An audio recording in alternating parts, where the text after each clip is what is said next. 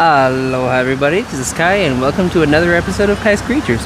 Today we are at, I believe it's called River Run Park in Sheridan, Colorado. 3 guesses as to why it's called that.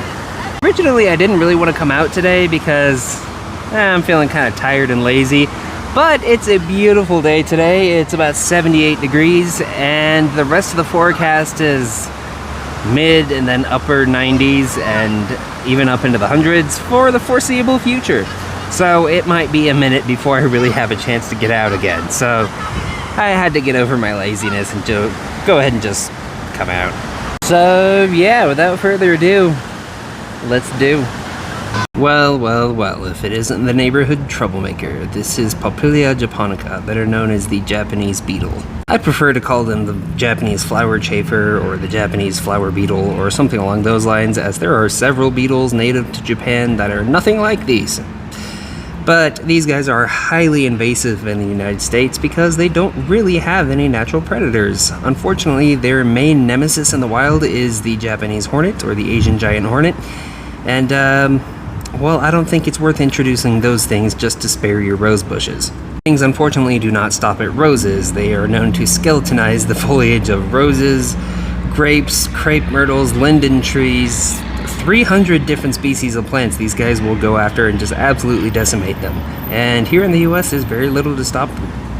Now, hated as they are by farmers and gardeners, I actually think they're very cute little beetles, and of course releasing them, knowing they're an invasive species, would not be responsible, so I'm just going to keep them. Speaking of beetles, I just caught this Trirehabdra that big long Latin name there. Better known as the rabbit brush beetle, because it eats, as you guessed, rabbit brush. Now, rabbit brush produces a sort of rubber that can be extracted, but it's not really commercially viable. But it is also somewhat poisonous, and many predatory insects have been observed avoiding the larvae of this species. So I can only assume the adults are somewhat poisonous as well, but that is fine because, well, I had no intention on eating it. That is the difference between poisonous and venomous, which a lot of people tend to forget. Overall, a fairly unremarkable little leaf beetle species, but beetles in general are some of my favorite insects. And it's a good thing because there are a lot of them. Cute little fellow, isn't he? Speaking of poisonous beetles, we have here Tetraopis tetrophthalmus, or something like that. Better known as the red milkweed bug, the milkweed beetle, or the milkweed longhorn beetle. Longhorn beetles, honestly, are some of my favorite types of beetles just because they're so imposing looking with those antennae. They're just one of the more interesting looking families of beetles. And if you didn't know about milkweed, it is also poisonous. So these guys are also poisonous. But again, I'm not going to eat it, so it doesn't matter. To me, it is just a big cool beetle. Not terribly big though, but fairly sizable for this climate. I think I've had Orthotopia around here because there's more grasshoppers than anywhere I've ever seen. They're all over the sidewalk, roadkilled, and there's a nice big one there. How do you do? Actually, you're beautiful. I think I might catch you. Hold on. I'm not even sure I caught the one I was aiming for, but I caught like 6 more, so, you know, that's something. No heckin' way. I was hoping to see these again. Come here, little guy. Oh, nice. I know exactly what this is. This is the larva of the elm sawfly. The scientific name of these guys is Climbex americanus. Now, the interesting thing about sawflies is they are not true flies. They are actually wasps, and very large ones at that, although unlike most wasps, they have no capacity to sting. They have ovipositors with something of a saw-like apparatus on them that allows them to burrow into wood where they plant their offspring. But, yeah, they have adorable little larvae. Very shy, though, but very, very cute, in my opinion. But yeah, sawflies are one of those creatures that is designed to be extremely intimidating, but is in fact completely bluffing.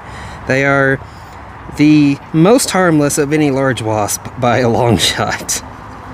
They are also considered to be a very primitive wasp, and they give you a good idea of what the original hymenopterans were like, because they are not like typical wasps and hornets, nor are they anything like ants. They're kind of their own thing, really. They're called wasps mostly because that's just the closest relation to them. The sawflies really are kind of their own thing. And as the elm name implies, they will go after elm leaves, but they're also pretty happy with linden, poplar, apples, plums, you know, a lot of your more typical deciduous trees these guys are pretty voracious for.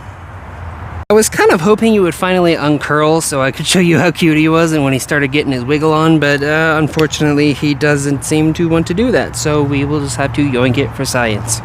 I kind of want to see the metamorphic process of these guys anyway, and having a big giant awesome looking wasp that can't actually hurt me would be pretty cool, so yoinked. Oh no way, I was just wandering around the area and I found another one. Hey little guy! They have weird little heads. I don't know, call me crazy, but I think it's kind of adorable. Gosh, I wonder how many are around here. And we have number 3. Good grief. Here I was under the impression that these were hard to come by. Here we go. Orthoptopia again. The land of 10 million grasshoppers. God, they are everywhere over here. So I am finding a lot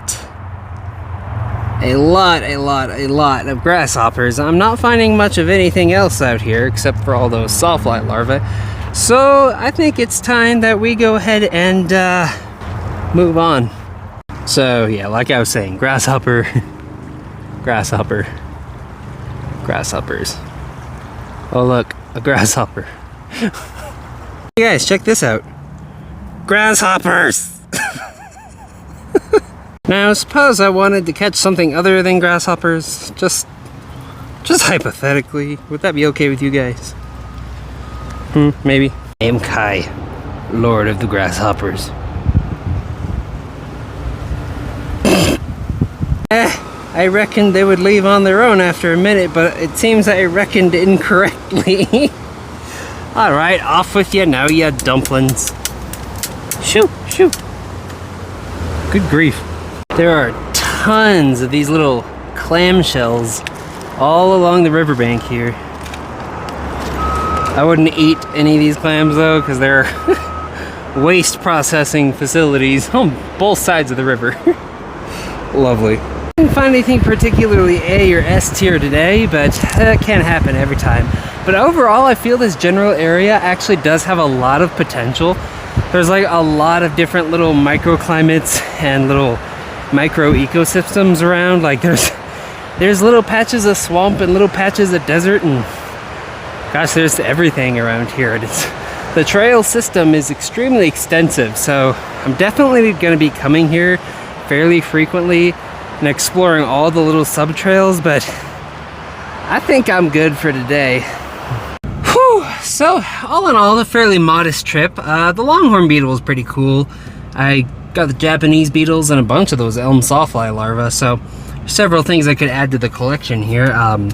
And hopefully those elm sawflies will give us something else to look forward to in the future, because I'm going to try to raise them because their food sources are not terribly difficult to get a hold of. But all in all, decent trip, decent weather. Only problem with this trail is there wasn't a lot of shade. Even at relatively low temperatures, I kept being like, where do I hide? So yeah, this is me at like 83 degrees.